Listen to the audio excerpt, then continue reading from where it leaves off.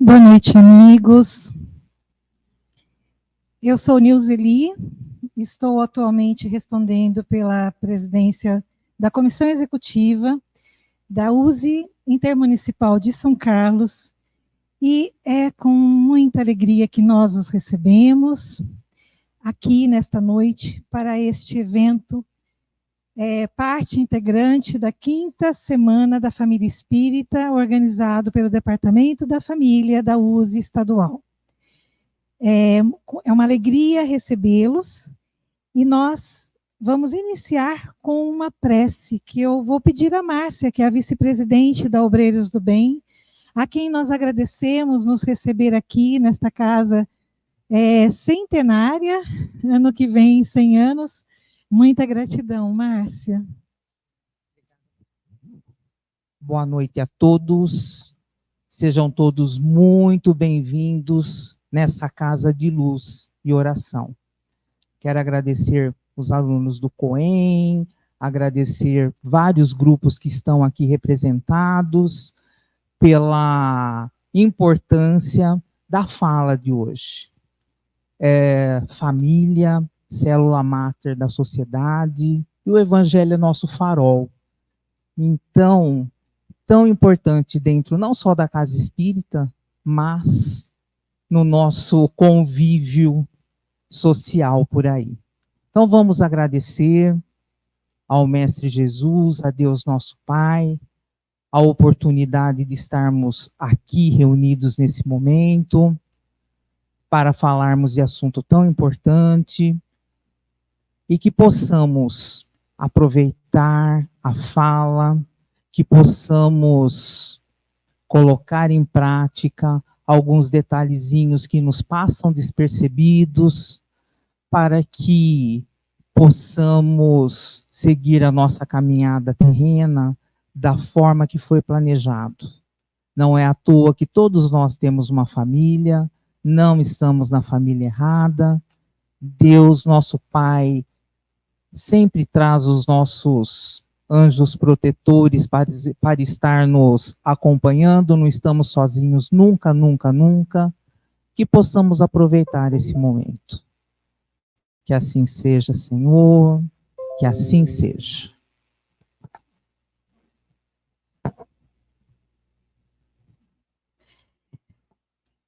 É com muita alegria que nós recebemos, então, Ângela Bianco, que é a dirigente, a diretora, melhor dizendo, do Departamento da Família.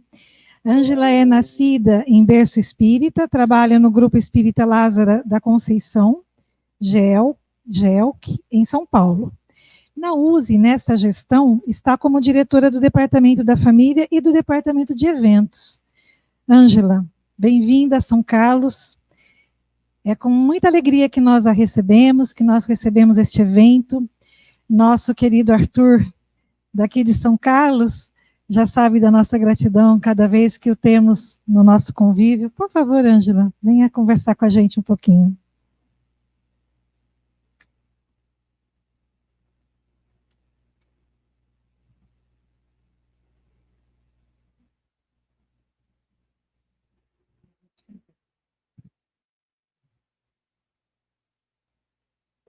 Boa noite a todos, um prazer estar aqui, agradecendo a cada um, a Nilzeli, que abriu as portas de São Carlos, ao Arthur, que sempre está presente junto ao Departamento da Família, em nossas reflexões, em nossos eventos. Sabemos da importância do Departamento da Família para que as nossas casas se estruturem para poder acolher, para poder entender a família, preparando os nossos trabalhadores e também, com certeza, alcançando a necessidade de cada um de nós, né? Todos somos partes de uma família, temos nossa família de origem, depois nós vamos formando a família da atualidade, como aí o Arthur tem com a querida companheira dele, a Flávia, agora com o Timóteo, né? Cada um de nós vamos ampliando, e a família espiritual torcendo para que ela se fortaleça a cada dia. E então, assim, primeiramente eu gostaria de rapidamente apresentar para vocês a USE, União das Sociedades Espíritas do Estado de São Paulo, porque não são todas as pessoas que conhecem a estrutura da USE, a importância para que ela traga a união entre as casas espíritas, entre as regiões. E a ideia do Departamento da Família, a cada semana que nós fazemos anualmente, né, a Semana da Família Espírita, é estarmos em diversos locais. O ano passado estivemos em Ribeirão, estivemos em Batatais, o Arthur até foi fazer uma das palestras para nós, gratidão por isso. E este ano, então, estamos aqui em São Carlos, estivemos em Sorocaba, em diversos pontos, Registro também, mais longe, Praia Grande, e hoje nós estamos aqui, amanhã eu estarei em Jundiaí, e no sábado, o nosso encerramento será na nossa sede em São Paulo, em Santana. Quem estará trazendo uma palestra musicada é Cacá Rezende, que vocês conhecem, né? Creio que conhecem pelo YouTube. Quem tiver a oportunidade de estar na capital será muito bem-vindo, será às 19 horas. Um momento de reflexão do Evangelho, do amor, da música em nossos corações, né? Então, eu vou pedir para que possa ser colocado o vídeo da USE, por favor.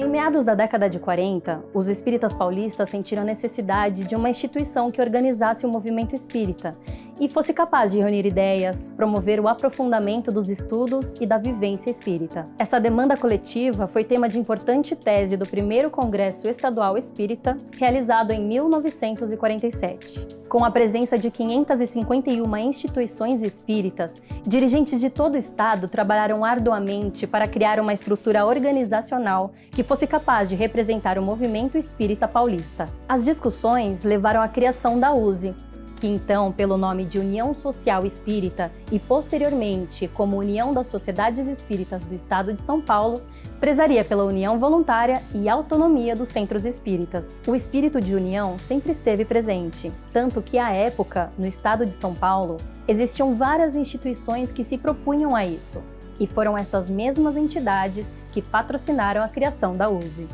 Nascida do acordo dessas entidades, a nova instituição proclamava aos espíritas paulistas a união sob a bandeira única da fraternidade. Em 1948, a USE patrocinou o Congresso Brasileiro de Unificação, que serviu como base para que em 1949, com o Pacto Áureo, fosse criado o Conselho Federativo Nacional da Federação Espírita Brasileira, passando a USE a ser a entidade federativa, coordenadora e representativa do movimento espírita paulista. A USE não é um centro espírita, mas sim a união de centros espíritas do Estado de São Paulo, que por meio de seus dirigentes e representantes deliberam sobre o que é melhor para o movimento espírita estadual. Sem impor ou interferir nas atividades das instituições unidas, sugere, orienta, aproxima e divulga experiências. Tem como principais objetivos promover a união e a unificação das instituições espíritas, difundir o estudo e a prática do espiritismo com base nas obras de Allan Kardec, promover a troca de experiências e realizar ações que não possam ser feitas de forma isolada pelos centros espíritas. A USE é uma rede de relações sustentada pela solidariedade, que democraticamente orienta a construção de objetivos comuns entre as instituições unidas, visando sempre o trabalho cooperativo, a transparência e o não personalismo. A característica principal da USE é a descentralização e a representatividade do movimento espírita. As instituições espíritas, por meio de seus representantes, se reúnem localmente em órgãos denominados distritais, municipais ou intermunicipais. O conjunto de 3 ou mais órgãos locais formam um órgão regional. Atualmente, a USE conta com mais de 1.300 instituições espíritas unidas, coordenadas por mais de 130 órgãos. Visando dinamizar o movimento espírita paulista, os representantes dos órgãos locais e regionais formam os conselhos deliberativo e de administração que contribuem nas decisões. Sendo um conjunto de centros espíritas, a USE incentiva seus membros a terem contato com outras instituições, e nisso permite a troca de experiências, além de possibilitar a realização de atividades que, separadas, não se poderia fazer. Tudo é feito de forma colaborativa, onde todos podem compartilhar experiências, falar e serem ouvidos. Por exemplo, a USE realiza feiras, organiza congressos, promove cursos para trabalhadores e dirigentes e estimula intercâmbio de palestrantes entre centros espíritas. Dessa forma, o movimento espírita cresce, se conhece e se fortalece cada vez mais. A USE é uma rede, e como uma boa rede, é feita de nós. Nós bem feitos partem de laços firmes, que bem apertados se unem com o propósito de deixar de lado o individualismo. Amor em atitude, respeito e compreensão, de mãos dadas, ombro a ombro, lado a lado, urgente, mas sem pressa. USE, União em Movimento. Assim, para mostrar um pouquinho do trabalho da USE, essa parte administrativa que às vezes nos parece um pouco mais pesada, mas ela é de suma importância para podermos ter essa troca de experiências, esse relacionamento, cada um de nós podendo se conhecer melhor, apertarmos os laços, né, formarmos, através desses nós, dessa grande rede, nós podemos conhecer um pouquinho, levar a vocês um pouquinho da nossa experiência e com certeza colher muito e muito mais a experiência de cada um de vocês. Por esse motivo tem o questionário que a Yuseli, ela distribuiu, eu gostaria se vocês pudessem preencher, porque nós temos no estado de São Paulo, como em outros estados brasileiros, muitos trabalhos voltados à família, mas eles não estão organizados. E isto, às vezes, impede um pouco essa troca de experiência entre nós. Então, a ideia é que nós possamos também ter essa rede de experiências, sabendo o que o outro faz que dá certo, o que nós fazemos que está dando certo, o que não está dando certo. Então, mostrando um pouquinho para vocês do nosso Departamento da Família, prometo que vai ser bem rápido, porque nós viemos, inclusive eu e meu marido, viemos de São Paulo para nós ouvirmos o Arthur, tá? É só um pouquinho, bem rapidinho, para mostrar o nosso trabalho aí do Departamento da Família, para vocês poderem entender. E tudo sob a tutela do nosso chefe maior aqui, né? De Jesus.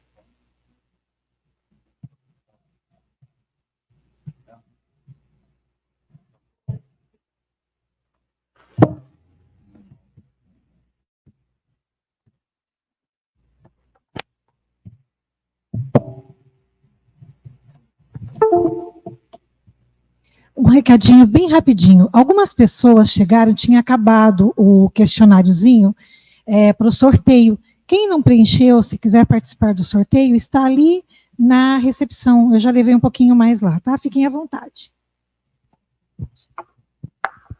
Nós vamos depois sortear 3 livros aí para deixar um pouquinho da USE no coração e na mente de cada um, né? Dentro do possível. Então, conhecendo o Departamento da Família da USE, nós podemos clicar, se você for clicando. E eu estou aqui hoje para vender esse peixe, né? Porque a gente está sempre, né? Um bom vendedor está sempre procurando trazer um pouco do que a gente faz. E da importância de nós, então, termos esse contato com vocês e com as casas, podendo ter o Departamento da Família também instituído, assim como nós temos o Departamento da Mediunidade, de doutrina, né, do atendimento espiritual à casa. É muito importante também que o Departamento da Família ele seja instituído para que ele tenha uma lógica no trabalho dele. E daí nós vamos pensar, mas nós temos na infância e juventude, trata da família, mocidade trata da família, nas palestras nós tratamos da família também. Mas se nós pensarmos, nós tivemos uma plantinha em casa, várias pessoas morando naquela casa, todos vão cuidar da plantinha. Daí ninguém molha, porque um acha que o outro molhou, que o outro molhou, que o outro molhou, e a plantinha vai secar. Assim é as nossas atividades e a nossa busca da família. É importante termos, então, um departamento em cada órgão, em cada centro, para que possa ter esse olhar mais apurado para a família. Tem problema, quem sabe faz ao vivo, né? A cores ali. Então, já né, nos falou a vice-presidente da casa que a família é a célula máter da sociedade, né? Onde se desenvolve os sentimentos, a inteligência, o espírito desperta para as realizações superiores da vida. Por isso, toda vez que a família se desestrutura, a sociedade cambaleia, a cultura degenera, a civilização que se corrompe. Quem nos traz essa mensagem é Joana de Ângela, mentora de Divaldo. Ela tem um trabalho maravilhoso, voltado realmente à parte psicológica e também à família.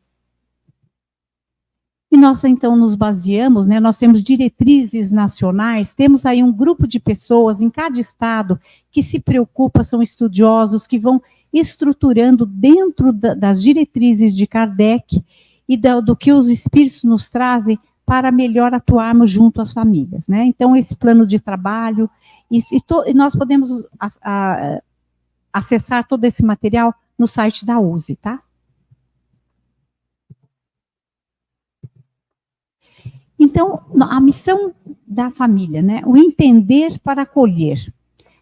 Você quer que eu estou te atrapalhando, eu acho, né? Porque ele põe para lá, eu venho para cá. Daí ele vai para lá, é teste, sabe? A gente vem assim, sabe, para causar mesmo, né? Ele nunca mais vai se esquecer daquela moça que veio e ficou assim, deixando ele doido. Desculpem, você me lembra, tá? Porque eu sou assim, eu sou meio, vou seguindo. Então, dentro da missão, a missão do Departamento da Família de todos nós, né? Entender para acolher. Para nós acolhermos as nossas famílias, nós precisamos entendê-la para podermos, então, atuar de uma forma mais clara e assertiva. O objetivo deste trabalho do Departamento da Família, que a Neuzeli abriu as portas de São Carlos para nós, é a implantação do Departamento da Família nos órgãos. Espero que mais tarde, mais alguns dias, a gente tem uma notícia muito boa, que aqui também estamos fortalecendo o nosso departamento. E nosso público-alvo são dirigentes e trabalhadores espíritas, mas também todos nós que, às vezes, somos frequentadores da casa, mas também temos dentro das nossas casas os desafios, né? São muitos. E dentro dos nossos propósitos, nós buscamos desenvolver atividades para a evangelização da família e reflexões sobre os aspectos doutrinários nos desafios da convivência familiar no centro espírita, que outros departamentos também atuam assim, mas nós vamos olhar mais assertivamente, mais profundamente para a família, né? E reconheçamos a família, que ela se reconheça como a célula máter, a primeira responsável pela educação do espírito. Nós que temos, eu tenho neto, né? Eu tenho um neto de 8 meses, o teu está com 6 meses? 4 meses. Eu já tenho 8 meses, meu neto já está enorme. Mas então, assim, como esse dia a dia, né? Como essa educação do espírito, nós lemos para as nossas crianças, para os nossos bebês, é tão gratificante e também tão importante. Trabalho de forma integrada com os outros departamentos, né? Nós não estamos aqui para pegar espaço de nenhum departamento, vamos aí interagir. E também a responsabilidade e função de cada um de nós vamos formar, nós temos no site da USE toda a estrutura para nós formarmos o Departamento da Família em cada casa, tá? Como é que poderia, de uma forma mais assertiva, nós chegarmos, né? Como é que nós, trabalhando junto com os outros departamentos, trocando experiências, planejamentos. Vou procurar ser rápida, porque nós queremos ver o Arthur aqui. As atividades integradas a todos os outros departamentos, guardando a especificidade e a transversalidade de cada um. Cada departamento tem o seu objetivo maior, mas nós vamos fazer um planejamento para olhar voltado para a família mesmo, né? E aí nós vamos entrar em todas as áreas da casa, área de arte, da assistência e promoção social, atendimento espiritual no centro espírita, comunicação social, o estudo do espiritismo, família, infância e juventude, mediunidade, em todas essas áreas o Departamento da Família vai auxiliar um pouquinho, mas vai ser muito mais auxiliado. Então nós começamos pelo presidente da casa, pelo vice-presidente, pelo corpo diretivo, vendendo o nosso peixe. Nós precisamos dar um espaço para o Departamento da Família, porque senão eles vão ficar desempregados. Emprego, principalmente na minha idade, é super difícil de arrumar. E a equipe vai ser formada daí por, como a gente espera, né? Por um diretor, 2 secretários. Gente, mas é assim, é o ideal. Se não tiver, é só a gente mesmo, e a gente vai tocando, porque o espírita está acostumado a fazer isso. Então, nós vamos ter ali as funções do dirigente, né? O dirigente, na verdade, ele vai coordenar e ele vai obedecer muito. O bom dirigente tem que aprender a obedecer, né? A gente pensa que está dirigindo, não dirige nada, só fala pois não, para que a gente possa ter uma equipe saudável. E também nós vamos auxiliar na estruturação da equipe de trabalho, formação continuada dos trabalhadores, planejamento e avaliação das atividades, para que a gente possa realmente pensar, está valendo a pena? Esse é o caminho? Senão, nós vamos escolher outros, né? E aí estão todas as ações que são comuns a todos os departamentos e que também o Departamento da Família pode atuar. Depois, a Nilzeli tem essa apresentação, se algumas pessoas quiserem conhecer mais profundamente, vocês vão poder daí ver detalhadamente para não tomar muito tempo de vocês, tá? Então, assim, nós podemos ter grupos de estudo de família, grupos de temas específicos para gestantes, para adolescentes, para adotantes também, grupo de estudos da conjugalidade, de casais, a formação, a sociedade mudou muito. Como é a formação da família da atualidade? Né? Aquela família tradicional, aquela família com 2 pais, aquela família com 2 mães, nós temos aí um universo para nós entendermos, e dentro da doutrina espírita, nós podemos olhar e realmente clarear todas as nossas ideias, tá? E aqui o Espírito de Verdade nos traz: felizes os que houverem dito a seus irmãos, trabalhemos juntos e unamos os nossos esforços, a fim de que o Senhor, ao chegar, encontre acabada a obra. Porquanto o Senhor lhes dirá: vinde a mim, vós que sois bons servidores, vós que soubestes impor silêncio aos vossos ciúmes e às vossas discórdias, a fim de que daí não viesse dano para a obra. O Espírito de Verdade que nos deixa no Evangelho segundo o Espiritismo, essa mensagem linda da necessidade de união, e eu agradeço por essa união de todos vocês de me acolherem nesta noite. Tá? Eu agradeço mesmo, e Arthur novamente agradecendo, Nilzeli querida, e essa casa maravilhosa, que quando eu venho aqui, eu estou numa casa muito pequenininha em São Paulo, quando eu entro assim, sabe aquela inveja boa? Eu falo, olha, na próxima reencarnação, porque o nosso terreno é estreitinho, então, nessa reencarnação não, mas na próxima, né? Daí eu vou nascer em São Carlos.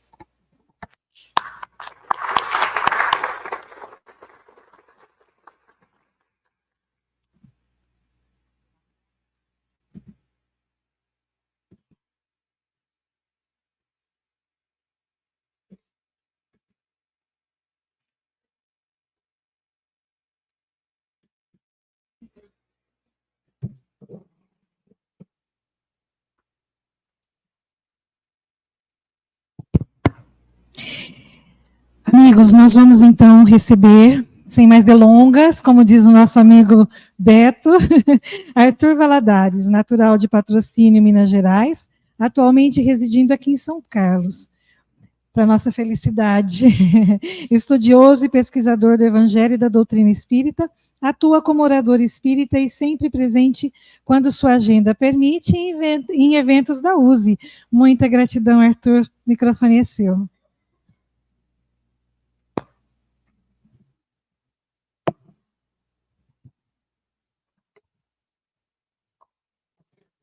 Boa noite, meus amigos, minhas amigas. Que o Senhor a todos nos abençoe, nesses momentos que aqui partilharemos em conjunto, já inspirados por essas reflexões, por essas vibrações que abriram aí os caminhos para as nossas considerações de agora. Esperamos seguir dentro dessa mesma linha, buscando a inspiração do Evangelho, do Cristo e, claro, da doutrina espírita, a fim de proporcionarmos aqui para todos nós reflexões que nos sejam úteis na compreensão da sublime finalidade, do sublime papel da família, enquanto essa célula máter da sociedade, enquanto esse núcleo fundamental de renovação dos seres, assim estabelecida por Deus. Antes de iniciar a reflexão, eu gostaria de agradecer, na pessoa da Ângela, mais uma vez, pelo convite que a USE Estadual nos faz. Estivemos ano passado, em Batatais, atendendo também a um convite do Departamento da Família. É sempre uma alegria para nós quando as possibilidades, a disponibilidade nos permite. E, enfim, surgiu essa ocasião, acabou casando, essa ocasião de ser aqui na casa em que frequentamos, na casa na qual temos o nosso grupo de estudo, e podendo também encontrar aqui tantos companheiros de outras casas que aqui se fazem presentes. É sempre uma alegria esse tipo de encontro em nosso movimento espírita. Essa é uma das coisas mais abençoadas, mais dadivosas que podemos cultivar enquanto espíritas, a refletir a própria essência do cristianismo quando assim surgiu. Eram conhecidos aqueles corações pelo partir do pão, assim como o Mestre foi. E o que estamos a fazer aqui é justamente partir esse pão. Pão da espiritualidade, pão de luz que nos é ofertado pela doutrina espírita, pelo Evangelho, e que aqui partilhamos não só os que participamos de uma mesma casa, mas os que participamos do movimento espírita aqui de nossa cidade, talvez alguns outros até de outras cidades. A Ângela está aqui representando São Paulo, capital. Isso é muito valioso e precisamos realmente cultivar momentos como esse, né? Agradecendo também a presença aí do pessoal do COEM, então uma atividade um pouco diferente hoje. Esperamos contribuir de alguma maneira que seja útil para vocês. E dentro do tema, então, que nos foi proposto, Evangelho e construção familiar, aliás, muito interessante, nós vamos naturalmente buscar uma compreensão da família, do papel da família, à luz do Evangelho. À luz daquele que nos foi ofertado por Deus como o maior modelo, a maior referência de sabedoria, de compreensão da lei divina que já passou por este órgão. Então vamos a uma obra da literatura espírita de extremo valor, singela no tamanho, historinhas envolvendo os bastidores da estada de Jesus neste mundo, mas de um valor moral, de um conteúdo espiritual extremamente preciosos para nós. E o título já é em si muito elucidativo.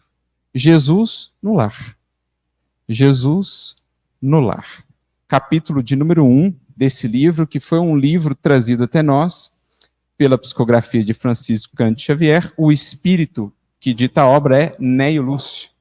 É um espírito muito amigo de Emmanuel, que fez parte daquela falange que esteve ali trabalhando sob a batuta de Emmanuel, servindo-se da mediunidade de Francisco Cândido Xavier. Lembrando que Neio Lúcio é o mesmo personagem do livro 50 anos depois, chamado Neio Lúcius, que volta e que está ali de volta. Aliás, toda aquela família dos 50 anos depois esteve ali no entorno do Chico. E ele nos traz essa obra que, como o próprio nome nos diz, vai nos proporcionar uma visão da família, da sua função, à luz do Evangelho. E mais do que isso, o impacto do Evangelho, bem sentido e bem compreendido no contexto familiar. É preciso entendamos a família enquanto célula fundamental, núcleo redentor dos seres. É preciso que a entendamos assim para que possamos, de fato, extrair o máximo que ela nos pode ofertar de possibilidades de renovação. Para que consigamos estruturar a família, um lar, que de fato esteja a serviço do propósito divino que lhe foi designado. Porque esse é um ponto que vai permear muito aqui a nossa reflexão nessa noite. Especialmente à luz do Espiritismo, nós precisamos entender família agora como uma instituição, como um projeto que se desenvolve entre dois planos. No intercâmbio constante, sempre presente, entre os dois planos fundamentais da vida. Aliás, ou afinal, ela é a própria receptora, o portal que permite o retorno aos espíritos que estão no mundo espiritual para a experiência carnal, a fim de que aqui possam operar, possam realizar, desenvolver os projetos que lá estabeleceram. Receberemos constantemente o apoio dos elementos dessa família mais ampla, família espiritual que de lá ficaram. Os que desencarnam, voltam para lá, seguem participando desse projeto, que é um projeto que se enraiza, digamos assim, que estende as suas raízes entre os dois planos da vida. Então isso já traz para nós, à luz do Espiritismo, uma compreensão muito importante sobre a família, enquanto essa instituição que tem um papel capital no mundo, de ser a intermediadora entre os dois planos. E aí nós vamos logo ao capítulo 1 desse livro, quando Neio Lúcio nos vai falar de uma conversa que Jesus teve com Pedro e outros interlocutores que ali estavam na casinha de Simão Pedro. O título do capítulo, inclusive, vai ser O Culto Cristão no Lar, porque ele trata ali da criação do que hoje nós espíritas conheceríamos como Evangelho no Lar, ou esse momento em que a família se propõe a refletir sobre a mensagem do Cristo, sobre os valores transcendentes da vida, as finalidades, os propósitos maiores que devem nortear os nossos passos. Então ali o Neo Lúcio nos descreve o surgimento do primeiro culto cristão no lar, com a presença do próprio Mestre, ainda encarnado. E conta ele então que, em determinado momento, a conversação lá na casinha de Simão Pedro tomou rumos que não eram assim mais tão edificantes, tão interessantes, e Jesus propõe aos que ali estavam uma mudança de rumos em termos dos assuntos, das reflexões que todos faziam. Jesus toma as Escrituras, lembrando que à época nós ainda não tínhamos o Novo Testamento, né? O Evangelho, como nós o conhecemos hoje, estava sendo, ou viria a ser registrado ainda. Talvez Mateus já tivesse começado os seus primeiros registros. Levi, como nós sabemos, aquele que iniciou ali os primeiros registros. Mas não tínhamos ainda o Evangelho como nós o conhecemos hoje, lá no Novo Testamento. Jesus toma então das Sagradas Escrituras, fazendo aqui uma referência aos escritos dos profetas, Deuteronômio e tudo mais, que era o material de que eles se serviam para os seus estudos da lei divina. E, como a indicar que queria mudar o rumo da conversação, ele pergunta a Pedro: Pedro, o que você faz enquanto pescador no dia que você vai no mercado, por exemplo, vender os frutos da pesca? E aí Pedro pensa um pouco e responde: olha, nós selecionamos os melhores peixes. Ninguém há de querer comprar os peixes deteriorados. Então a gente faz uma seleção para ofertar lá no mercado o melhor do que foi adquirido na pesca. Jesus segue com as suas perguntas didáticas. E o que faz o oleiro para atingir os objetivos que deseja, que colima? Bom, ele vai trabalhar ali, vai moldar a argila, modelá-la para conseguir realizar, fazer a peça que intenta.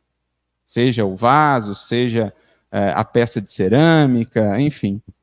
Ele vai moldar aquele material que lhe foi ofertado, ou seja, vai dar a ele, conferir a ele uma aplicação adequada, uma aplicação mais consciente do recurso que lhe foi ofertado, ou que ele recebeu. Pois bem, e o que faz então o marceneiro, se quiser, por exemplo, produzir um barco ou uma outra peça de madeira?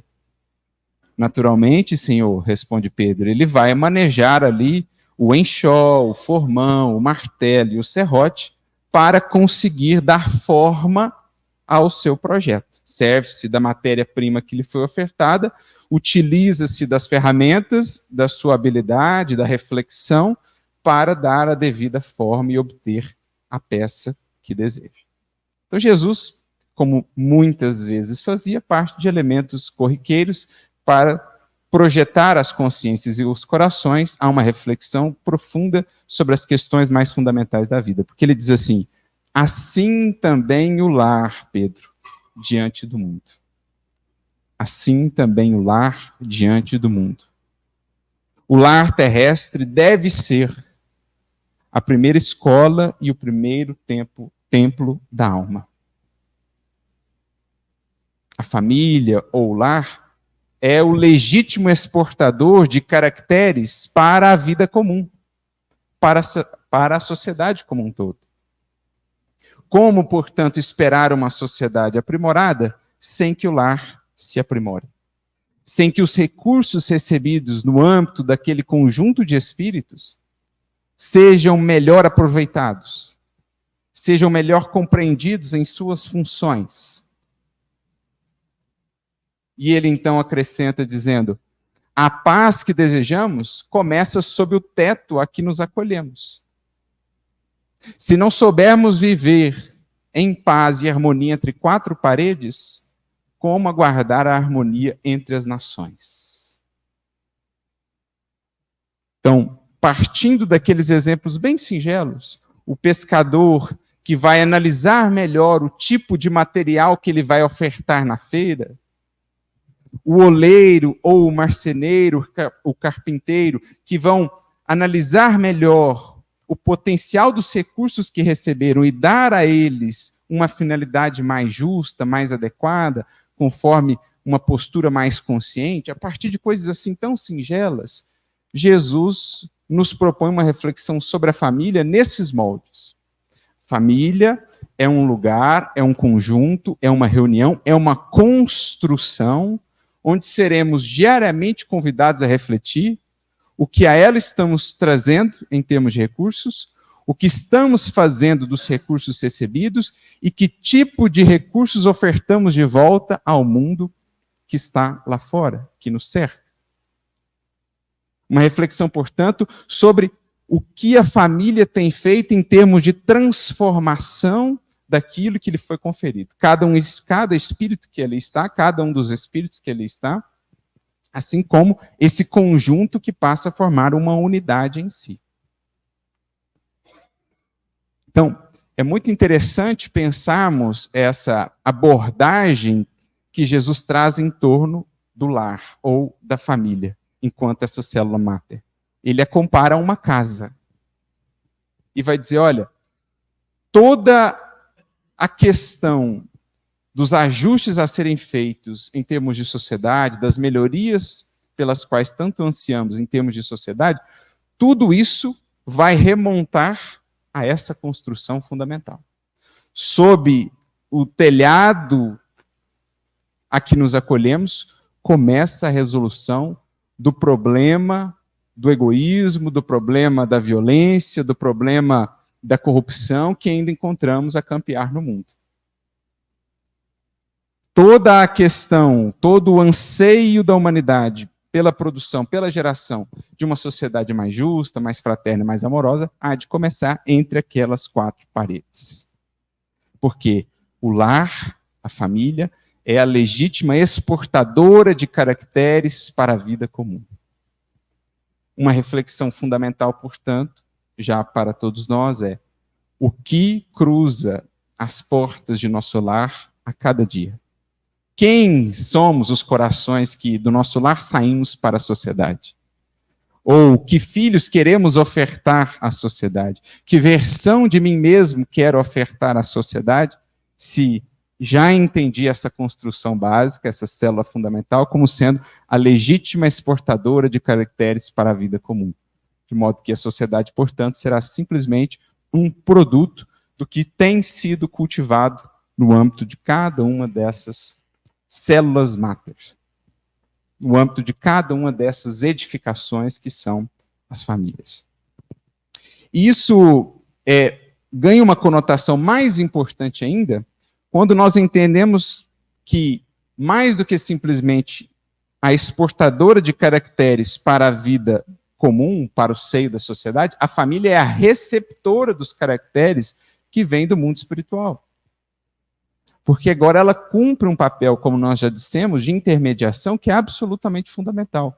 A família é a primeira a receber os espíritos que voltam do mundo espiritual cheio de ideias, de projetos, de anseios de realização e melhoria. Ela vai ter uma função primordial de estruturá-los, esses espíritos, de dar a eles um material para que se edifiquem, para que se estruturem, para então ofertá-los à sociedade. De modo que a família, sob esse prisma, passa a ser um elemento de transformação de imenso potencial e de imensa importância dentro do mecanismo pelo qual Deus estabeleceu a evolução. Sendo a reencarnação um elemento tão fundamental, estando a reencarnação intimamente atrelada à família enquanto célula receptora dos espíritos reencarnantes, e sendo a família essa célula formadora da sociedade como um todo, a gente percebe que há uma cadeia indissociável na qual a família cumpre um papel essencial para que os projetos do alto possam ser concretizados na Terra. Para que o que foi planejado, delineado do lado de lá, encontre uma estrutura fluida, bem organizada, bem harmonizada, que permita, então, com que o que foi delineado de lá possa ser realizado daqui, possa ser concretizado daqui. Então a gente começa a ter agora uma visão da família enquanto, de fato, uma instituição entre dois planos. Ela está a todo tempo fazendo uma conexão entre o plano espiritual e o plano carnal. Até porque aprendemos com a doutrina espírita, que vai ampliar ainda mais essa visão, que a nossa família não está toda aqui. A família se expande na família espiritual, que está, muitas das vezes, em sua maioria, do lado de lá.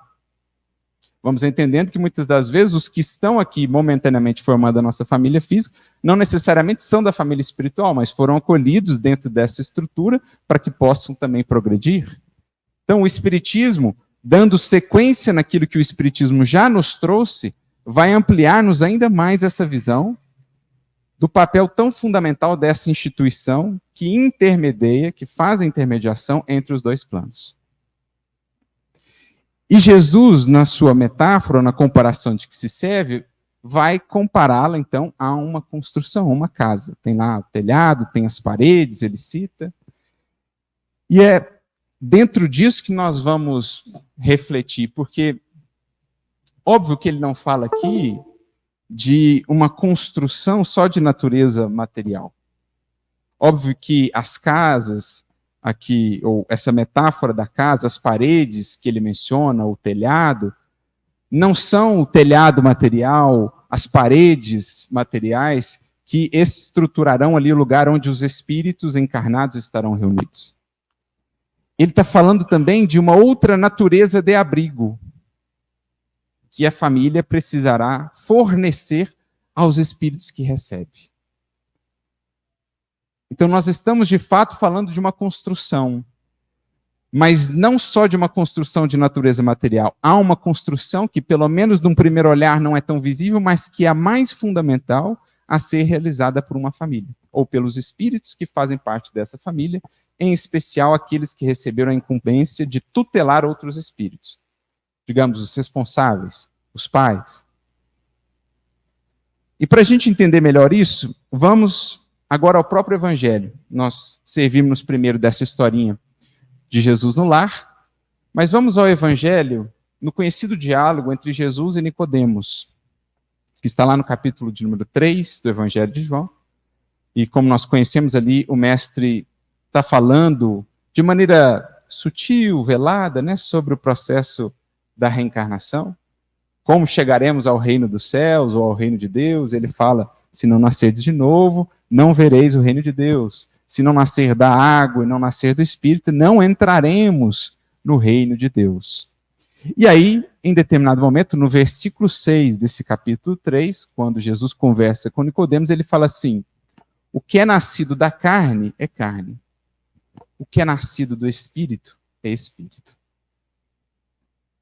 E essa frase, ela nos abre assim um universo de reflexões. Quando a gente a vincula aqui ao contexto da família, esse contexto do processo reencarnatório, porque ela trata dessas duas dimensões em que a família vai se apoiar. Ela tanto tem um pé aqui no mundo, como ela tem um pé no mundo espiritual. Ela tanto tem vínculos aqui com o mundo, como ela tem vínculos profundos com o mundo espiritual.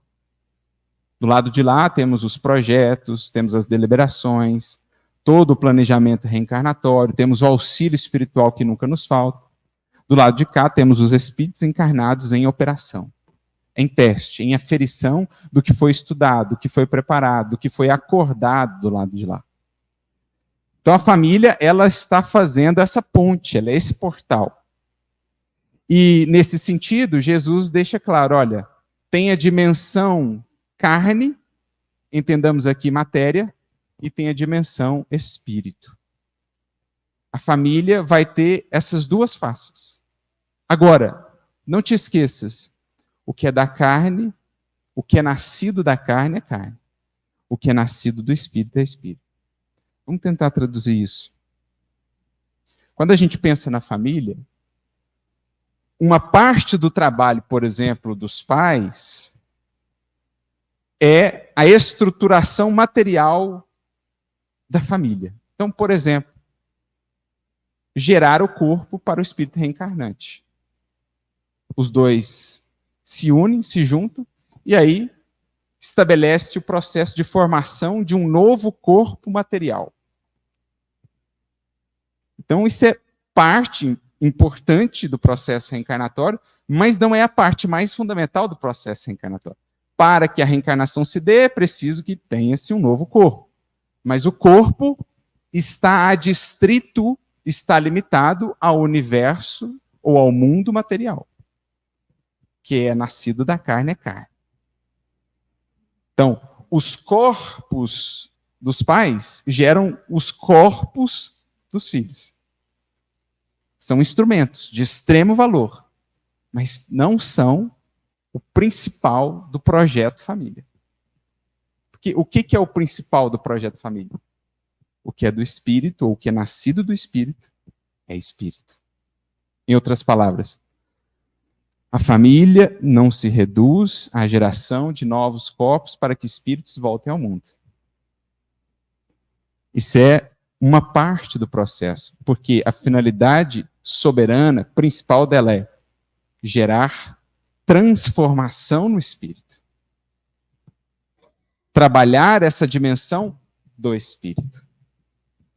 Então, uma diferença muito capital, e talvez esse seja um dos grandes dramas, um dos grandes desafios das famílias do mundo moderno, que é, sim, eu tenho compromissos do ponto de vista material, tenho o trabalho de geração de corpos, tenho o trabalho de ter uma casa onde poderemos morar, tenho o trabalho de ter os bens que precisaremos para poder operar e viver aqui no mundo, né? Oferir os recursos materiais e tal. Tem esse trabalho, mas o que é da carne está restrito ao que é o universo da carne, ou da matéria. Agora, tem toda uma outra dimensão que muitas vezes é negligenciada, que é a dimensão do espírito. Gerar um abrigo, gerar uma moradia, uma construção, uma edificação espiritual para os que ali estão participando desse projeto. Porque em 50, 100 anos, tudo aquilo que foi gerado na carne ficará retido na carne. Agora, aquilo que foi trabalhado na esfera do espírito e de fato foi consolidado, passa em 100 anos, 200, 300, 500, 1000 anos. Aquilo lá estará e ainda aprimorado no tempo e no espaço. Então, o que a gente vê muitas vezes no nosso mundo moderno? Uma excessiva preocupação com o que é da carne e quase ou nenhuma preocupação com o que é do espírito. Cria-se o corpo, constrói-se uma casa, oferta-se as melhores escolas, os melhores recursos materiais e possibilidades do mundo, mas tudo é distrito ao universo do que é passageiro, do que é material. E muito pouco ou muito superficialmente preocupa-se com a dimensão do que é espiritual. Em fazer nascer no espírito algo que é do espírito e, portanto, perene, duradouro.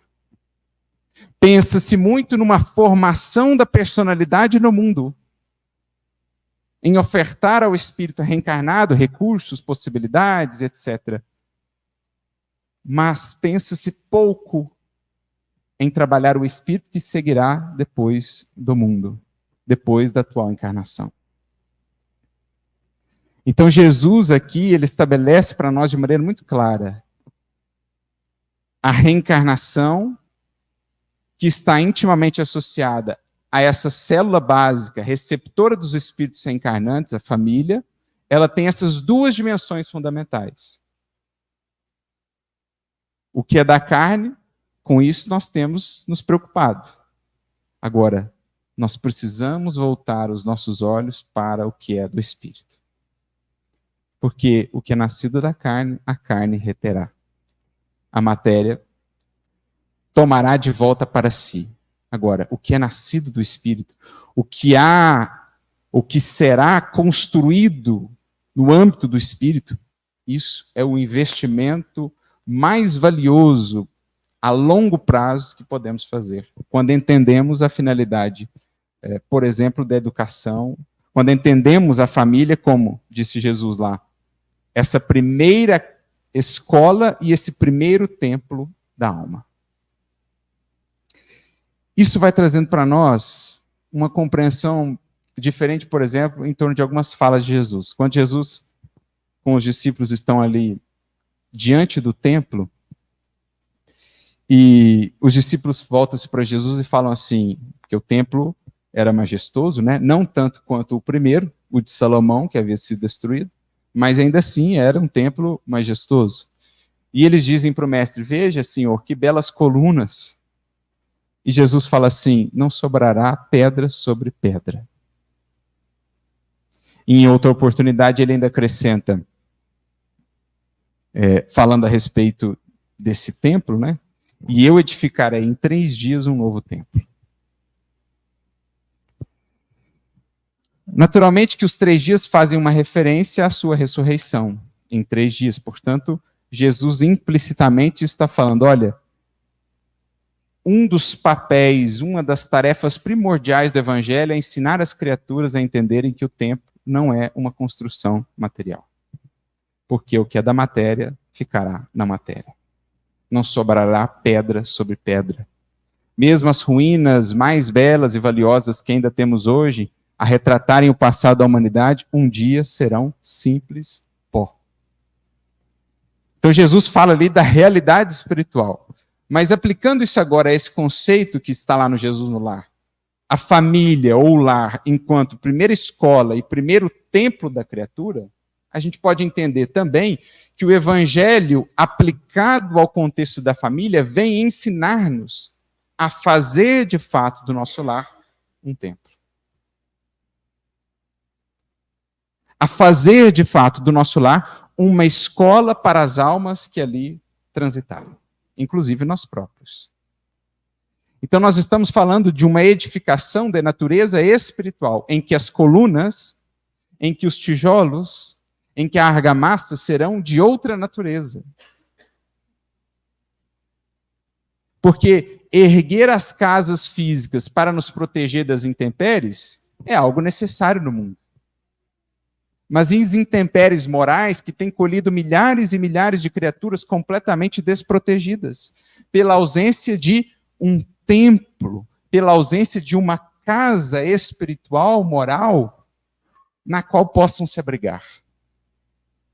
Em outras palavras, não lhes foi ofertado, ou não com o devido apreço, o material para que pudessem edificar uma moradia espiritual sólida, segura, que as protegesse das intempéries morais da vida, muito mais desafiadoras do que as intempéries físicas.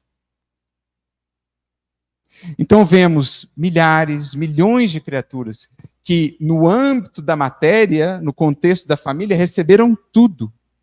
Não lhes falta nada. Mas completamente desabrigadas moralmente. Porque aquele lar ainda não se entendeu como um templo a ser estruturado espiritualmente.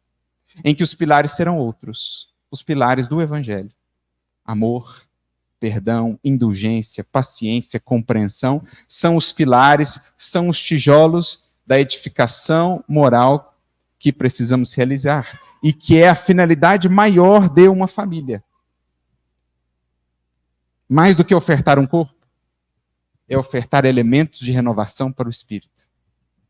Mais do que ofertar uma casa material, é ofertar um abrigo espiritual para que o espírito em jornada pela matéria possa passar por ela, por essa experiência, protegido ante as intempéries morais que certamente virão. As tentações de toda sorte, as dores, os reveses.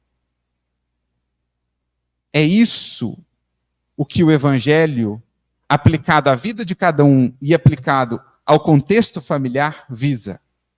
Construir um abrigo moral, estruturar um templo, uma escola, em que cada um dos espíritos que tenham passado ou que passem pela família possam extrair os recursos necessários à sua evolução. Não por outro motivo, Jesus, dentre tantas profissões, acabou escolhendo a profissão de carpinteiro. Isso me faz recordar uma passagem que está no livro Paulo e Estevão, quando Saulo, ainda perseguidor dos cristãos, na verdade foi a primeira visita que ele faz à Casa do Caminho, né? Dali por diante ele se tornaria o perseguidor, e ele conhece lá a figura de Estevão, fica impressionado com a figura de Estevão, com aquela fala sublime e tal, mas ele, zelando pelas tradições, pela lei mosaica, fala, não, preciso dar um jeito de diminuir aí o impacto dessa mensagem, e ele tenta fazê-lo diminuindo a figura de Jesus. Então, quando Estevão faz uma pausa na fala, Saulo intervém e fala assim, mas que loucura é essa, galileus? Quem é esse que vocês seguem?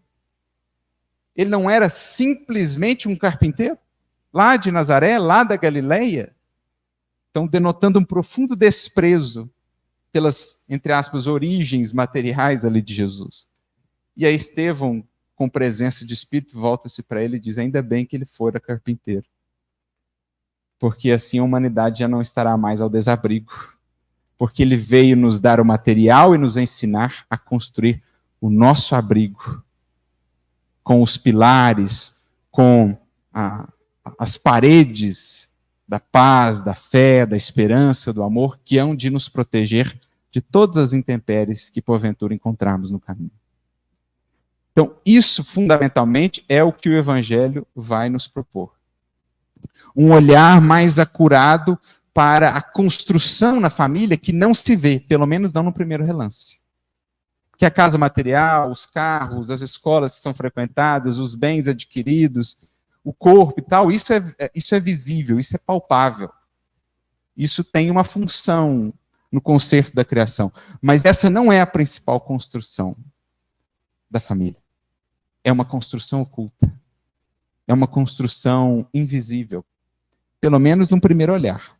Quem olha apuradamente, quem olha mais a fundo, consegue ver o que cada família está conseguindo estruturar em termos de edificação moral. Basta conversar um pouco com a família, basta conversar um pouco com os corações que fazem parte daquele núcleo, e você consegue ter uma medida, um vislumbre do que seja edificação daquele projeto, daquela família.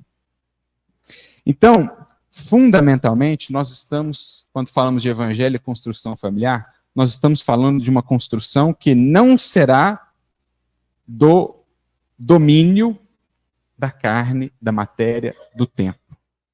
Nós estamos falando de uma construção espiritual, portanto, difícil de se ver num relance superficial, mas extremamente importante e perene, se bem efetuada. Porque a família, assim entendida, à luz do Espiritismo, é agora um projeto entre dois planos que se expande no espaço e no tempo. Família, entendida à luz do Espiritismo, é um projeto entre dois planos, que envolve intrinsecamente os dois planos e que se expande, se desenvolve no espaço e no tempo. É isso que o Espiritismo vai nos apresentar e nos propor. E cabe-nos, portanto, com os nossos esforços elevados ao máximo e construindo tijolo a tijolo essa edificação moral que colocará em abrigo, ou ao abrigo das tempestades e das intempéries, os corações que Deus aproximou de cada um de nós. Para a gente entender melhor isso, à luz do Espiritismo, vamos a um texto, eu vou lê-lo, e aí perguntar uma opinião de vocês a respeito. Vejamos só esse texto. A fonte das qualidades morais se acha nas impressões que a criança recebe desde o seu nascimento, talvez mesmo antes, e que podem agir com mais ou menos energia sobre o seu espírito, para o bem ou para o mal. Tudo que ela vê, tudo que ela ouve, a faz experimentar impressões. Ora, assim como a educação intelectual consiste na soma das ideias adquiridas, a educação moral é o resultado de todas as impressões recebidas. Cada objeto que a criança vê lhe dá uma ideia, e cada palavra que ela escuta, ou cada ação de que ela é objeto ou testemunha, a faz experimentar uma impressão. A mesma impressão mantida durante um certo tempo e frequentemente repetida fala contrair um hábito. Então, o autor aqui está falando o seguinte: fundamentalmente, o que é o processo de educação moral? É estruturar em torno do espírito reencarnante uma edificação, uma construção baseada nesses valores. Então, tudo que ela vê no seu redor, todo gesto, toda palavra, todo sentimento, todo pensamento, vai estruturando para ela uma ambientação. Digamos, uma atmosfera espiritual. Ele até vai falar aqui, nesse livro, do clima espiritual que é ofertado, por exemplo, à criança. E é isso que vai definindo a maneira pela qual o espírito reencarnante vai se moldando e se preparando para a vida que há de desenvolver à medida que cresça. Um pouco mais adiante, ainda nesse mesmo livro, o autor vai dizer assim: vê-se, pois, que depende dos pais cercar a criança, desde o seu nascimento, de impressões salutares para o seu espírito e para o seu coração, e evitar todas as que podem lhe ser prejudiciais, como se evita deixá-la numa atmosfera ruim.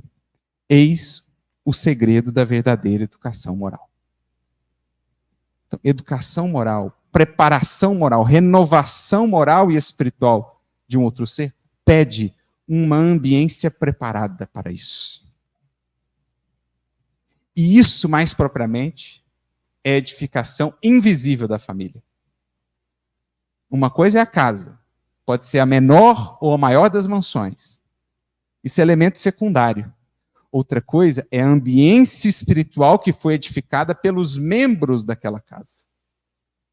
E que será o recurso fundamental para cumprir esse maior papel da família, de renovação dos espíritos. A depender da natureza moral que foi ali edificada, dessa atmosfera que foi ali construída, nós temos o êxito de um projeto reencarnatório ou não. Claro que isso vai depender também, especialmente quando o espírito toma mais consciência de si, na encarnação, das escolhas e deliberações que terá mais adiante. Mas o que ele recebe em termos dessa habitação moral, dessa construção moral, é de um impacto tremendo na estruturação de todo o seu destino naquela encarnação. É o que o Espiritismo nos ensina. Então, essa fala, sou espírita, esse trecho que nós lemos, sou espírita, creio que a maioria de nós concordará que sim. Só que o autor desse texto ainda não era espírita. Quem é o autor desse texto? Hippolyte Léon Denisard Rivail, com 24 anos, um dos primeiros livros que ele escreve, Proposta para a Melhoria da Educação Pública. Aos 24 anos. Está aqui ou não está já a mente do espírito que mais tarde nos forneceria tanto na doutrina espírita? Então veja como ele já tinha essa visão de educação, dizendo para os pais, para as famílias o seguinte: olha, o que é nascido da carne é carne. Dá no âmbito da carne, da matéria, o que é necessário, não te preocupes com excesso, com supérfluo. Agora, a sua obrigação, o seu compromisso fundamental é com o espírito, com a oferta de uma casa espiritual que possa ajudar esse ser a se preparar, se fortalecer e estruturar para a vida que ele tem pela frente, com imensos desafios, com imensas lutas. De modo que pensar então em construção familiar à luz do Evangelho é pensar nessa atmosfera espiritual, nesse clima espiritual que está sendo edificado dentro das paredes físicas de um lar. Tem a edificação das paredes? Tem, mas por dentro tem a luz ou a sombra de uma atmosfera que é mantida, que é cultivada pelos membros que fazem parte desse conjunto. E essa edificação, pouco visível aos olhos físicos, a que mais nos interessa. Edificação essa construída, mantida, desenvolvida dia a dia, a partir dos mínimos gestos. Lembra lá do exemplo de Jesus? Pedro, o que você faz quando você vai ao mercado ofertar os frutos da pesca? O que você faz? Eu seleciono os melhores. Por que a gente não faz isso dentro de casa? Quando você entra na sua casa, voltando da vida lá fora, você seleciona os melhores recursos que você pescou lá fora para trazer para dentro do lar? Em geral, a gente compartilha no entorno da mesa, são as melhores e mais nobres ideias que nós ouvimos lá fora? Ou a gente faz do nosso lar, muitas vezes, um local de despejo das piores ideias e sentimentos que pescamos lá fora? Se assim o é, qual a natureza da edificação espiritual portas adentro daquele lar? Eu, como faz lá o oleiro ou o carpinteiro, que manejam ferramentas para obterem o resultado esperado, a peça que querem produzir, eu estou manejando as ferramentas de que o Evangelho me dotou para fazer de mim mesmo a melhor versão a ser ofertada dentro desse lar? É disso que Jesus está falando. Isso é lar, isso é casa espiritual, isso é a moradia fundamental. Essa atmosfera que Kardec aqui, antes de ser Kardec, com 24 anos, antes do Espiritismo, já compreendia. O Espiritismo só veio corroborar, só veio mostrar isso num plano ainda maior. Porque, gente, nós precisamos pensar assim, a longo prazo, né? Quando falamos de Espiritismo, o que o Espiritismo está preparando, ou melhor, o que a compreensão espiritual da vida está preparando para o futuro, em termos de lares, em termos de famílias. Nós viemos aí de séculos em que muitas vezes as uniões não eram feitas assim de maneira muito consciente, ou era muito por interesse, ou era forçada mesmo. Nós estamos chegando num tempo em que cada vez mais as uniões são feitas com o exercício do livre-arbítrio. Né? Com o exercício do livre-arbítrio. Cada vez mais as uniões entre seres se farão de maneira consciente, por escolha própria. E nós estamos preparando um tempo, diz-nos Emmanuel, até agora, muitas das vezes as uniões têm sido de natureza expiatória ou provacional. Mas nós estamos preparando um tempo em que as uniões serão cada vez mais conscientes em termos de propósitos, de metas, de finalidades da vida, porque cada vez mais espíritos terão consciência do que são e do que é um projeto de uma família, seja qual for a sua configuração. E mais, nós estamos preparando um tempo em que cada família viverá com a plena consciência dessa dupla natureza da instituição família, desse intercâmbio contínuo, sempre presente na família, entre os dois planos. Temos um artigo na Revista Espírita, setembro de 1859, intitulado Intimidade de uma Família Espírita. Um artigo fantástico, em que Kardec compartilha o relato de uma família, uma mãe que havia se enviuvado há pouco tempo, e ela tinha 4 filhos. E essa família, quando o marido ainda estava encarnado, ela já tinha pendores para as questões espirituais e tal, vieram a conhecer o Espiritismo e aquilo encaixou, né? De modo que o Espiritismo permeava inteiramente a sua vida. Então, a família ali lidava, por exemplo, com o intercâmbio com o mundo espiritual de maneira muito natural e séria. E séria. A caridade perpassava cada uma das relações, não só entre os membros daquela família, mas também para com os de fora. Então, os filhos educados sob essa luz, dentro desse clima de amor e de caridade, estão crescendo com essa consciência. O intercâmbio é algo presente e natural. Tinha um dia em que se reuniam a família, lá se reuniam os membros da família, e intercambiava com os benfeitores, com familiares que já partiram, dentro de um clima de seriedade, porque isso é o futuro, gente. No futuro, quando estivermos na era do espírito estabelecida, não será mais mistério para nenhum núcleo familiar o que é de fato a vida, o que é a família enquanto projeto entre dois planos. Os que partirem estarão em comunhão conosco, os que estiverem chegando avisarão antes da chegada, chegarão para a comunhão do lado de cá e assim se dando essa interação. Então, o marido, o pai, desencarna, mas ele, pressentindo que iria desencarnar, chama os filhos, reúne ali a família e fala, olha, eu estou partindo. Né? O desencarne sereno de quem já vive num clima de eternidade. Ele fala com os filhos, mas não achem que pelo fato de eu partir estarei longe de vocês, pelo contrário, estarei mais perto ainda. Acompanhando cada detalhe, as notas, o comportamento, estarei convosco. E assim se deu, ele desencarna. A mãe era médium, um dos filhos também. Em determinado momento, dia da semana estabelecido, eles se reuniam, conversavam com o pai. O pai vinha, orientava, ó, fulaninho, eu vi o que você fez, estou acompanhando você aqui, acolá. E era uma alegria para os filhos ter a possibilidade de intercambiar com o pai, porque já não há mais o limite. Já não é um véu intransponível, já não é uma barreira que não possa ser superada, a da morte, para um conjunto de espíritos que vive, de fato, como espíritos. Isso é o futuro que o Espiritismo prepara, gente. Para indivíduos, para famílias e para uma sociedade que se vê enquanto espíritos em jornada.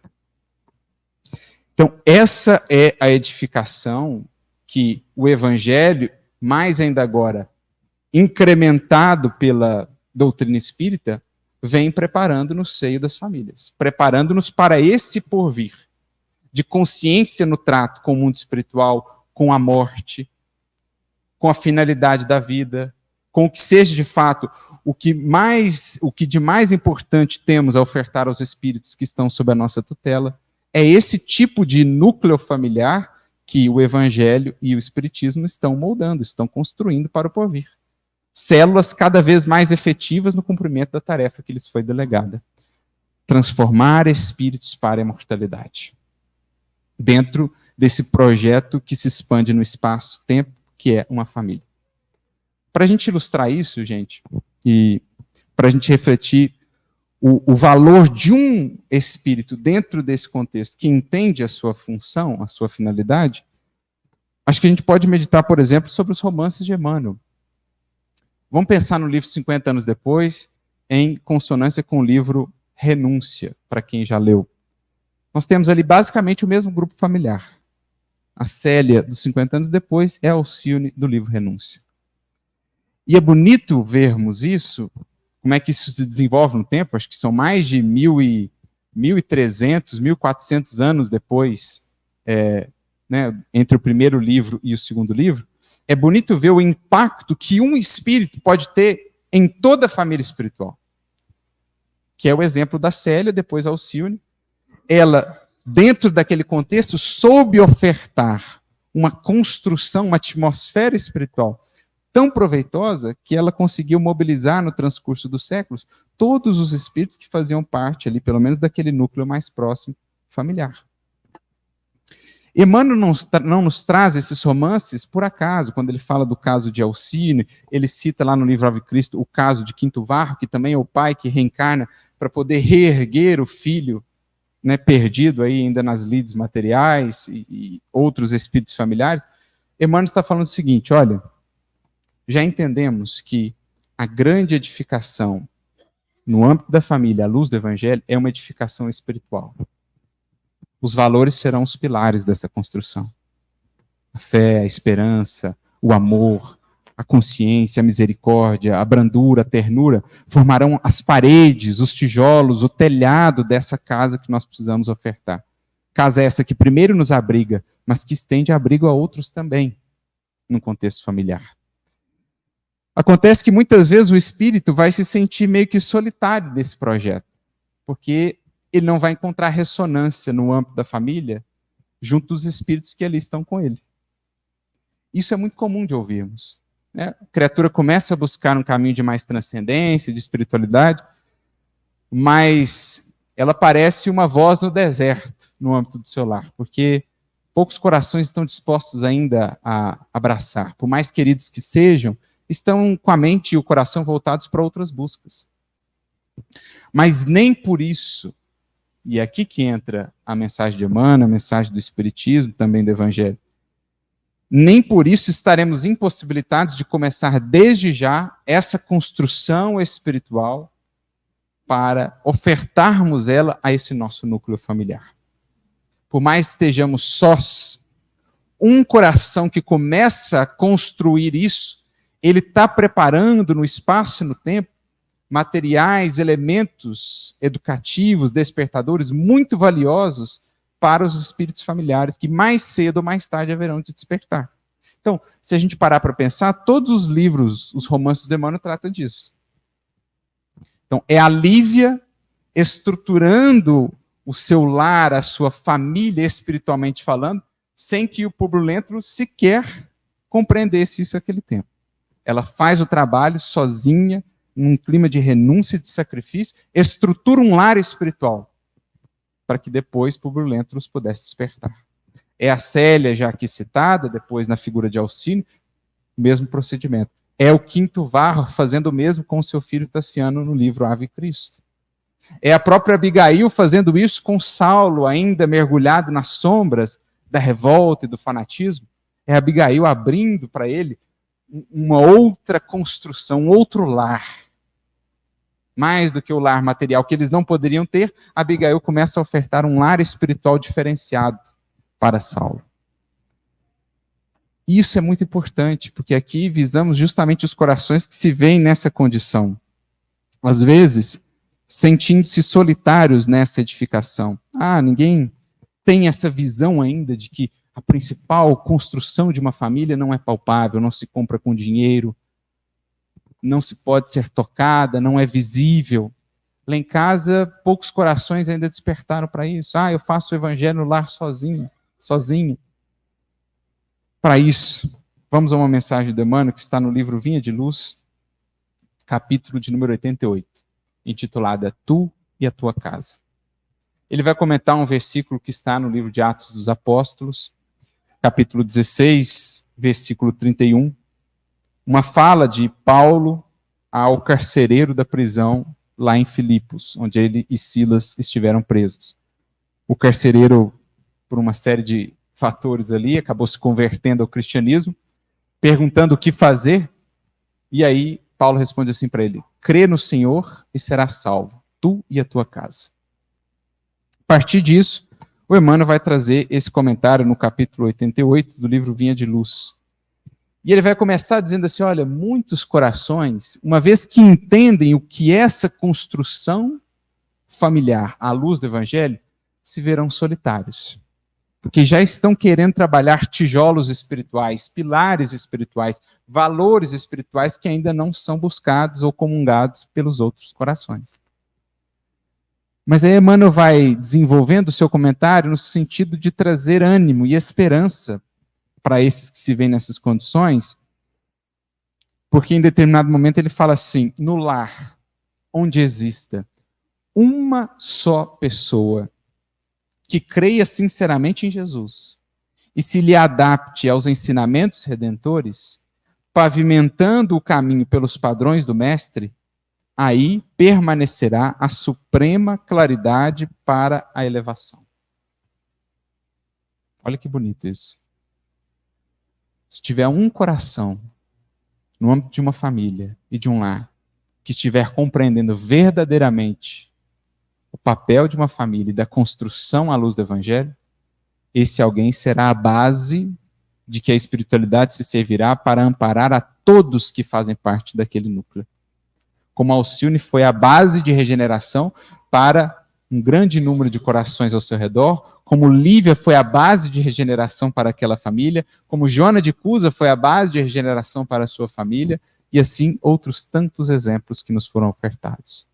Basta um coração para começar a legítima e verdadeira construção familiar à luz do Evangelho. Não importa que os progenitores sejam descrentes, que os irmãos se demorem endurecidos, nem interessam a ironia, a discussão áspera ou a observação ingrata. O cristão, onde estiver, encontra-se no domicílio de suas convicções regenerativas. Cada um de nós, diz-nos Emmanuel, mora onde projeta o pensamento. Cada um de nós estabelece um domicílio espiritual conforme os valores cultivados no sentimento.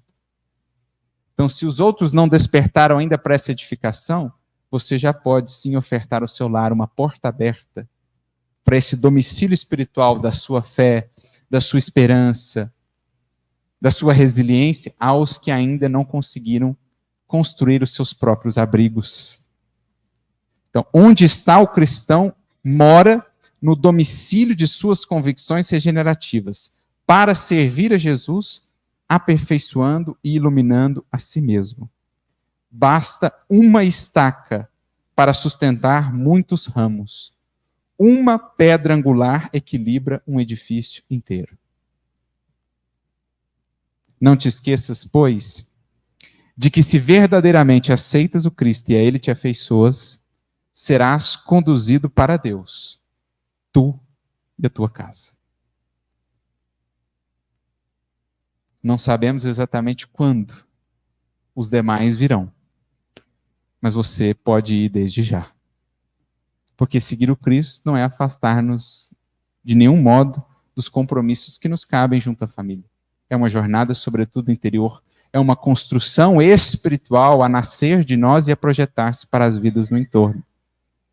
Então, como Jesus um dia disse a Pedro, o que te importa a ti? Segue-me tu.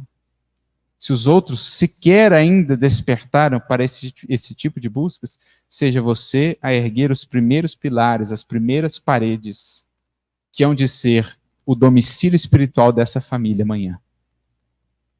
Certamente, Públio Lentulus ainda hoje agradece do fundo do seu coração as paredes daquela família espiritual que Lívia ergueu ao preço de muito suor e sacrifício.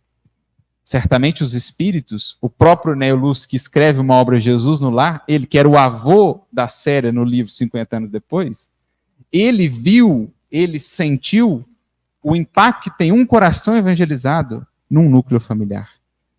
E talvez por isso tenha se proposto do mundo espiritual escrever um livro chamado Jesus no Lar, porque ele viu o que faz Jesus num lar, adentrando por um coração que seja. No caso, o coração de Célia.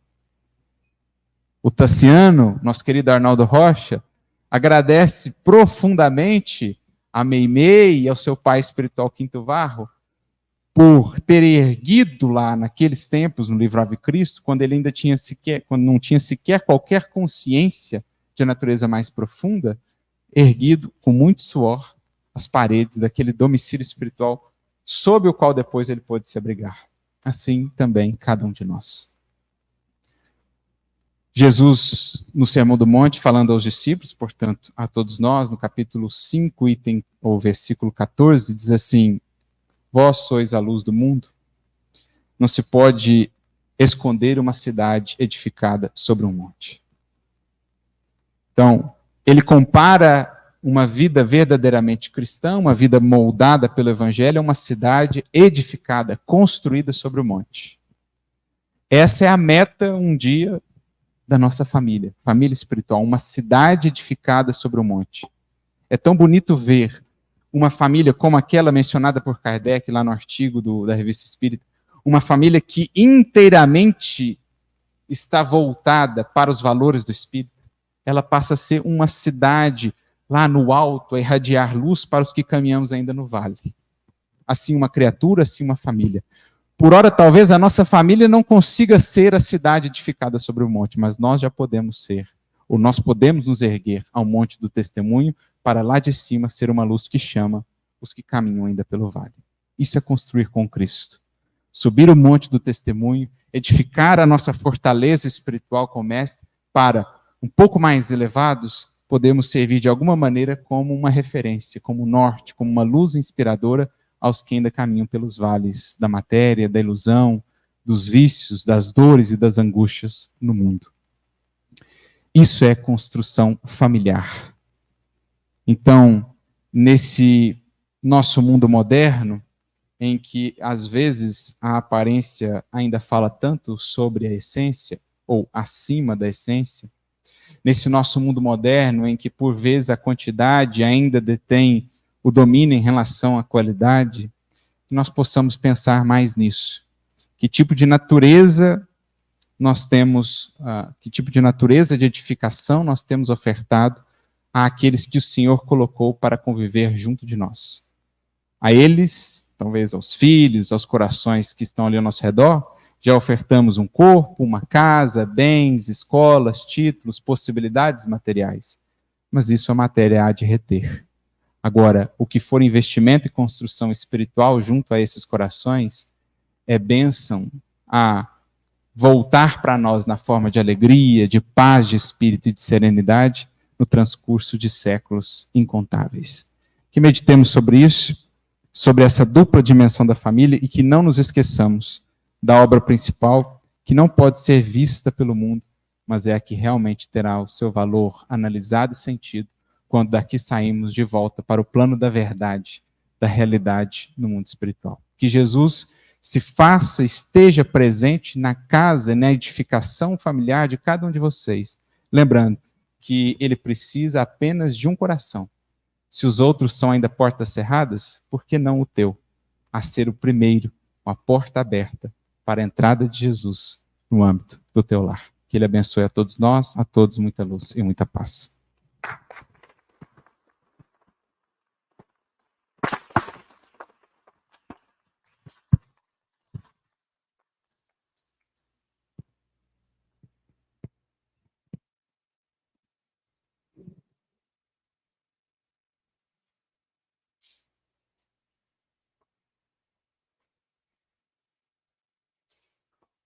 Ângela? Clemente, você pode trazer para a gente? Obrigada. Amigos, que delícia, né? Arthur, como sempre, você nos banha com preciosidades. E falando justamente disso, né, Ângela, da importância, né, do papel da família, e nos lembrando do nosso papel na família universal. Então, gratidão.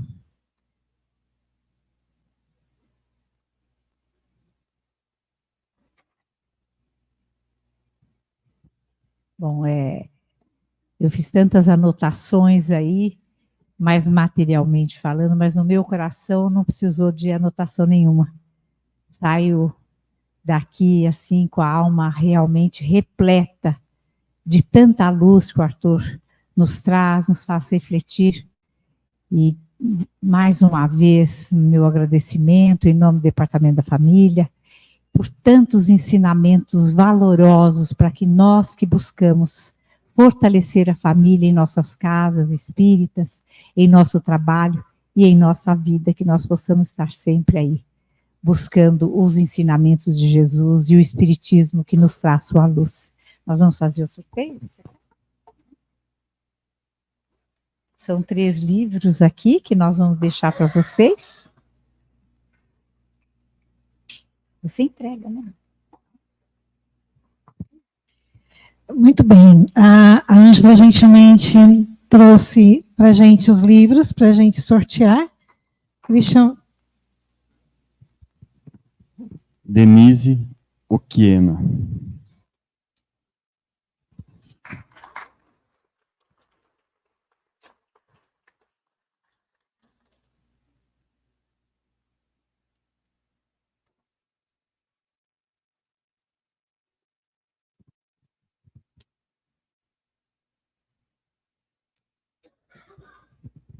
Clemente. Tem jabá aqui. Clemente é o esposo da Nil. Vamos lá. E é o gerente da USE. Sueli Stefano.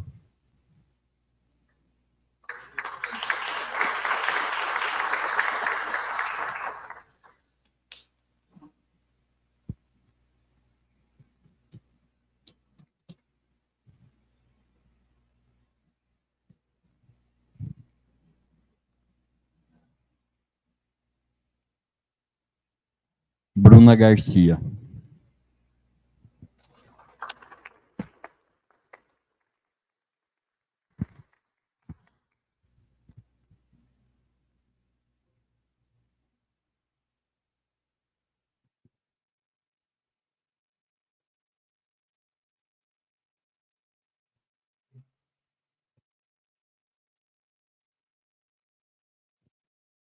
Espero que eu possa retornar novamente aqui, mas antes eu quero deixar também um presentinho para o Arthur. A gente deixa uma lembrancinha, né?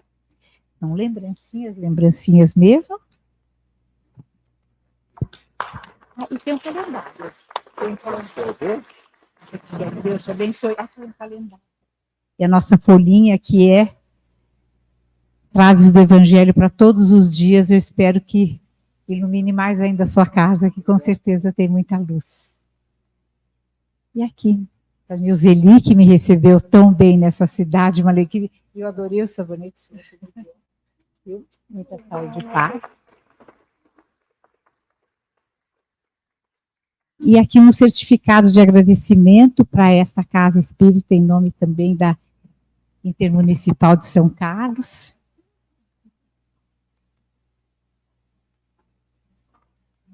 Muito obrigada. Espero que a gente torne outras vezes, viu? É de você. Muito obrigada, gente, que agradece.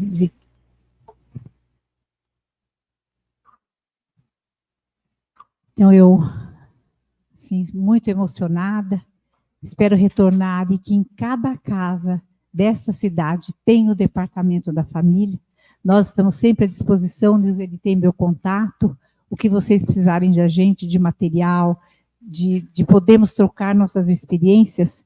Eu espero que vocês contem conosco, assim como a gente conta com essa cidade tão querida. Muito obrigada. Boa noite. Sim. Amigos, Ângela, muito obrigada. Arthur, muito obrigada. Márcia, na pessoa da Márcia, obrigada a todos que são da Obreiros do Bem. Muita gratidão. A USE São Carlos, fica aqui comigo. A USE Intermunicipal de São Carlos, ela oferece estudos, ela oferece o programa Momento Espírita, o Clube do Livro Espírita, a livraria, todos trabalhando justamente para a difusão do Espiritismo, que é o que nos fortalece, que é o que nos ajuda nessa caminhada evolutiva. Nós estamos à disposição de todos, nós precisamos de vocês. O movimento espírita somos todos nós, e o movimento é essa amostra da família universal que nós estamos construindo, né? Então nós precisamos, se você sentiu no coração, eu gostaria de trabalhar para edificar o departamento da família aqui na Casa Espírita, na USE, nós tentamos, esses últimos 3 anos, na gestão anterior, tentamos formar um grupo para levar essa ideia justamente de integração, fortalecendo a família, mas nós não conseguimos. Então, se tocou o seu coração, nos procure. Olha, Nilzeli, conte comigo, vamos lá. A gente convida um aqui, convida outro ali. Tivemos como disse o Arthur, para nós começarmos. Vai ser muito bom, porque vai virar uma família imensa. Exatamente, nós estamos de braços abertos, assim como a Ângela veio. Ângela, gratidão, esperamos vê-la muitas vezes aqui, tá? Amigos, nossa próxima atividade é a Feira do Livro Espírita, de 28 de setembro a 12 de outubro. Estão todos convidados, nós estamos já divulgando, a programação sai esse fim de semana, já completa, confirmada. Venham trabalhar com a gente também como plantonistas. Hoje e amanhã, nosso site está em manutenção, mas a partir de sábado já estará no ar com todas essas informações. E a Casa Espírita tem a direção tem, várias pessoas têm aqui já essa divulgação que nós estamos fazendo da feira. Muito obrigada. Muito obrigada a cada um que esteve aqui. Vocês não fazem ideia de como essa irradiação fluídica de cada um nos sustenta na caminhada e sustenta os nossos amigos espirituais que estão nos ajudando, nos sustentando também. Muita gratidão. Vamos uma vez mais. Amado Pai, nosso Criador, como é bom, Senhor, quando nós nos reunimos para falar daquilo que é mais precioso para nós, que são as suas leis divinas, aquelas que nos guiam e que muitas vezes nós não damos atenção a elas, ó Pai. Estamos aqui a falar de nós, estamos a falar aqui de todos os que nos são caros ao coração e de todos aqueles que nós queremos trazer para o nosso coração. Então, que possamos, Pai amado, ser instrumentos do Teu amor, com o pouquinho que nós já construímos, onde nós estivermos, e com a confiança plena no Teu amor, na Tua justiça, nós sempre, Senhor, seremos gratos. É com o coração assim que nós seguimos em frente, corajosamente fortalecidos por Ele. Que assim seja, graças a Deus.